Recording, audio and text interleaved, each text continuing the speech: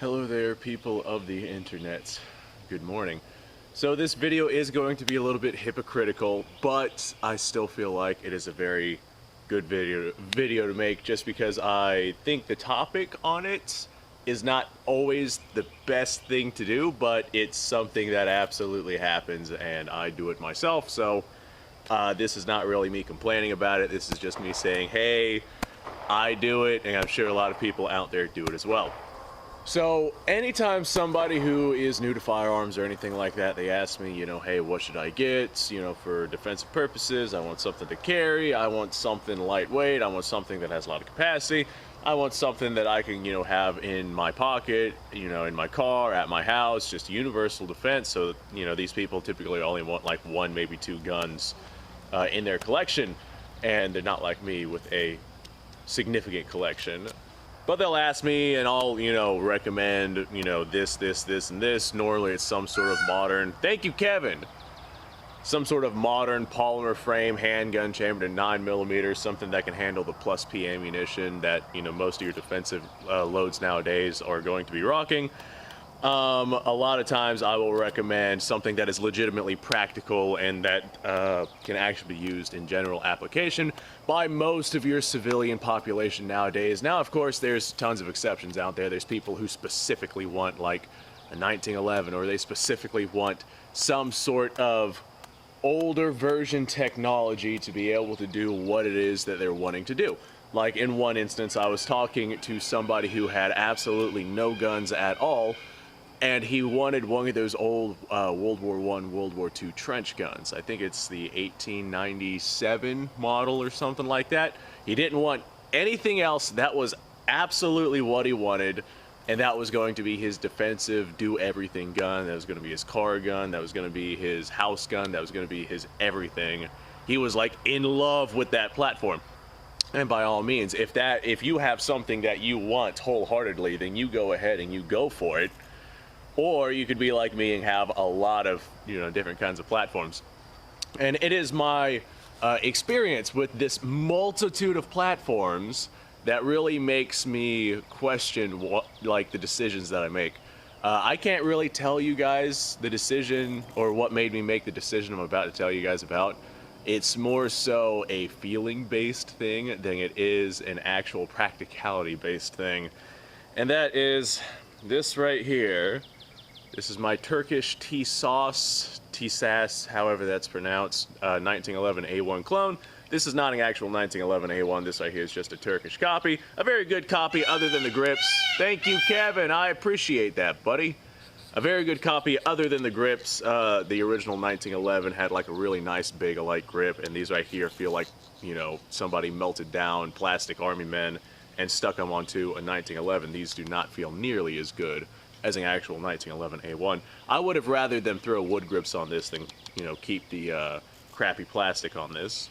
I'm aware that the original 1911 A1s had plastic on it, I know, but I would have rather wood grip over crappy plastic because neither of them are very accurate in terms of historical context, but I'm getting off topic here. This is my T-SAS 1911 A1.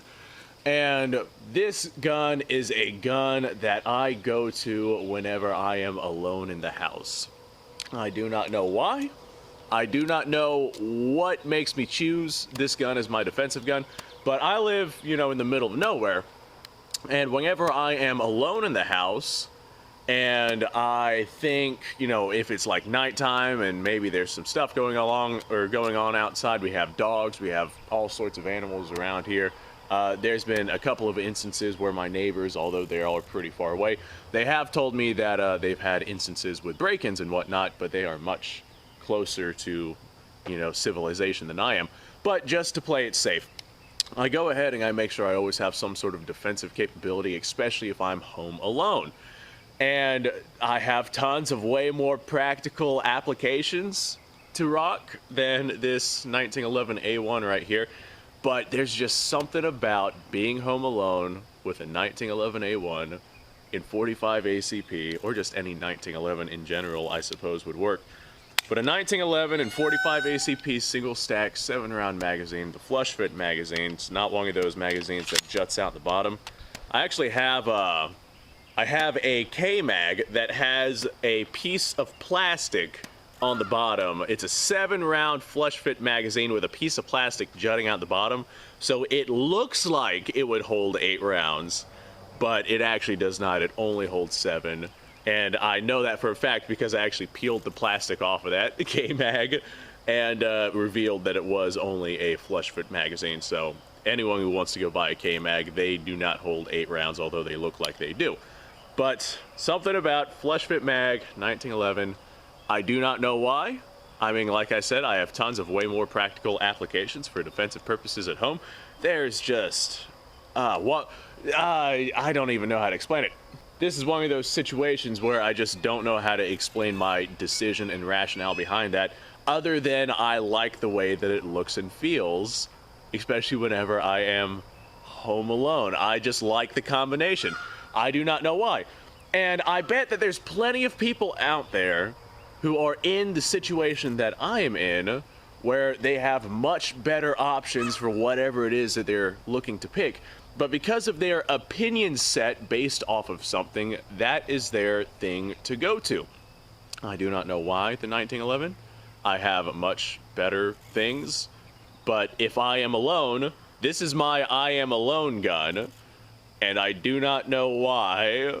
A lot of times when people are making decisions based off of one thing or another, especially whenever it comes to choosing something that is less practical and less applicable in whatever situation it is that they might find themselves in, like this right here, having a 1911 and 45 single stack. If somebody starts invading my house, I would absolutely want something with a little bit more capacity than the 7-round magazine that the 1911 here has.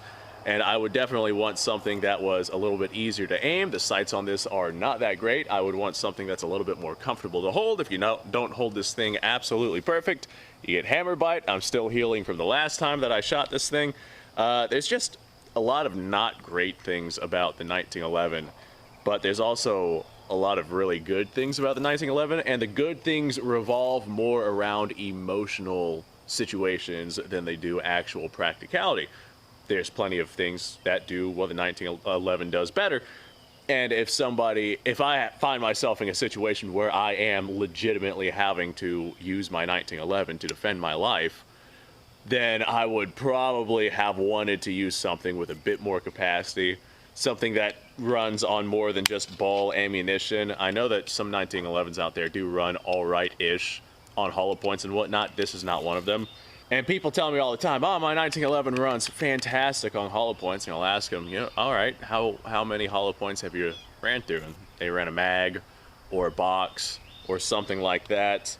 And what am I trying to say here? They have not ran the amount of ammunition necessary for me to feel comfortable in saying that their 1911 or any 1911 runs good with hollow points. I've seen plenty, like the platform's just literally not designed for defensive ammunition. It's designed for ball ammunition, which was the military ammunition being used at the time of the 1911's development.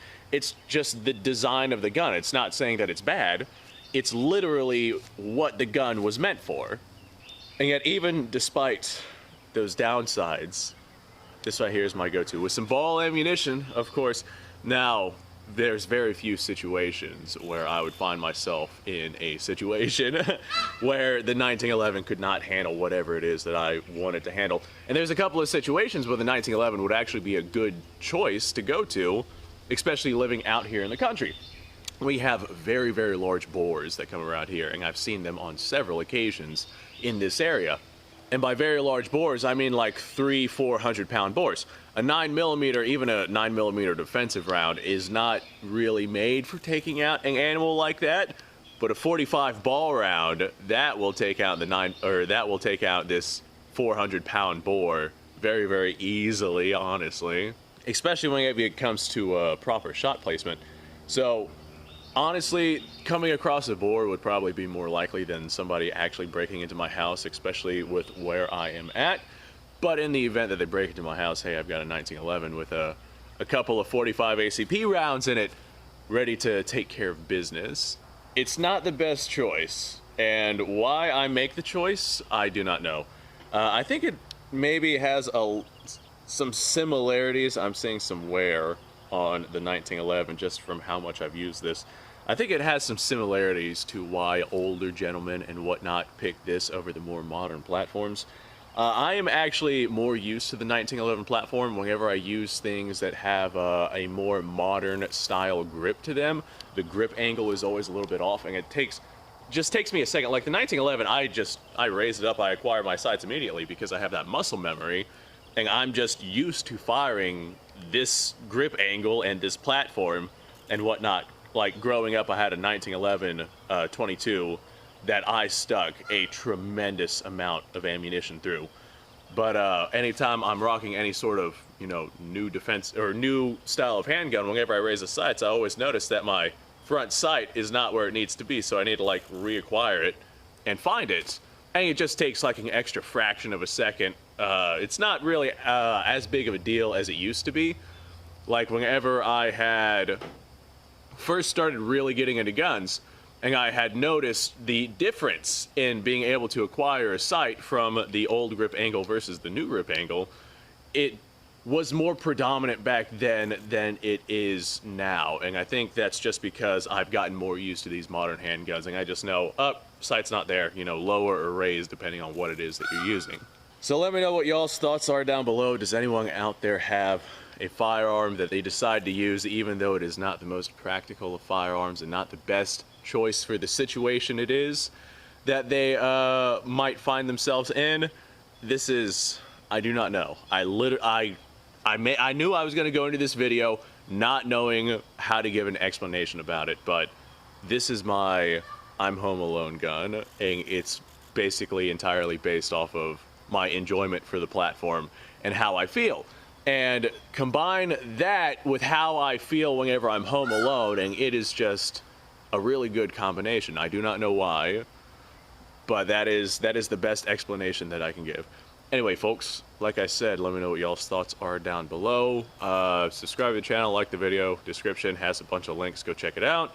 And I imagine that somebody in the comments is going to say, hey, you're an idiot, you know, use the most practical thing that is available to you for any sort of situation. And then we're going to have other people say, hey, I know exactly where you're coming from. I have this that I use because I love it and I know the platform. Although there's better things out there, I go to this because emotional reasons. There's always going to be people on both ends of the spectrum just because people are not all made the same. Anyway, folks, like I said, thanks for watching. Subscribe to the channel. I have breakfast cooking. It's probably done by now, honestly. So I'm going to go eat some breakfast. You guys go off, have yourself a fantastic day. And thanks for watching. All right, real quick, honorable mention. There are times where I'm home alone where I debate on using this right here over the 1911. There are definitely way better options than this right here. This is the Rock Island Armory Model 200. It's basically a Colt copy, chambered in .38 Special. It's not rated for plus P ammunition, but people fire plus P ammunition through it all the time and tell me that it is absolutely good to go. So I would take that with a grain of salt, but I wouldn't exactly worry about it either. But 6-shot revolver, my 1911, would definitely be the better option over this thing, but there's just something about it. It is that emotional thing. Thank you, Kevin. Kevin's feeling a little emotional too. It's that emotional thing that I was talking about. Semi-automatics reload a lot faster. The 1911 has one extra round. The 45 is definitely a far more powerful round than the .38 Special that I'd be firing out of this thing.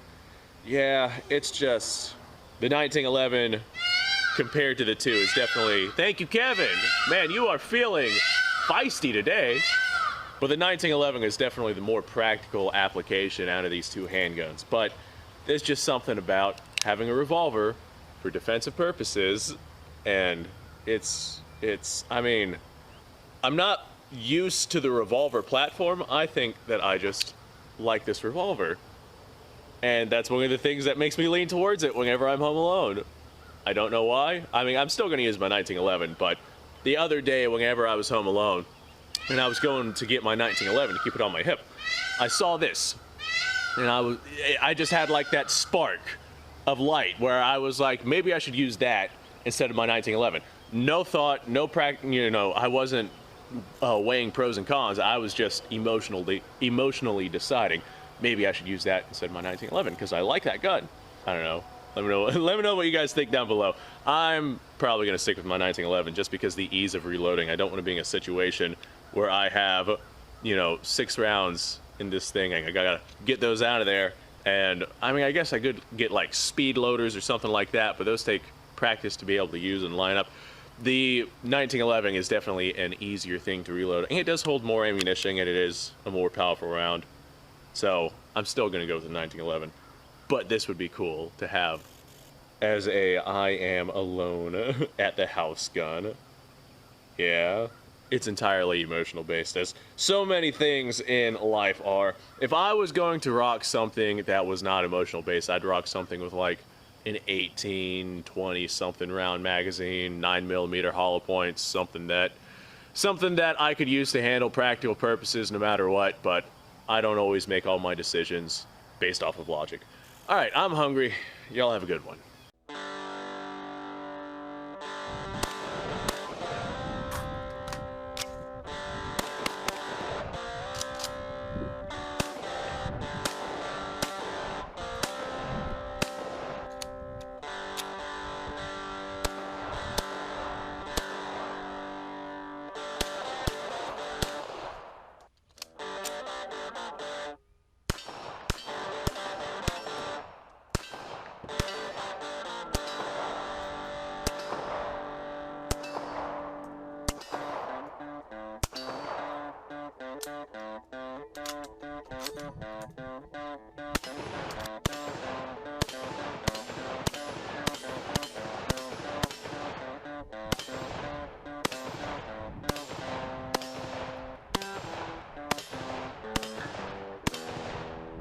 Been a little while since I've done this.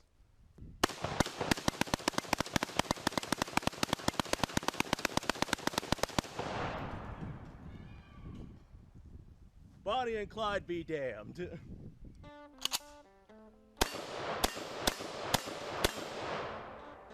Poor man's Garen. It's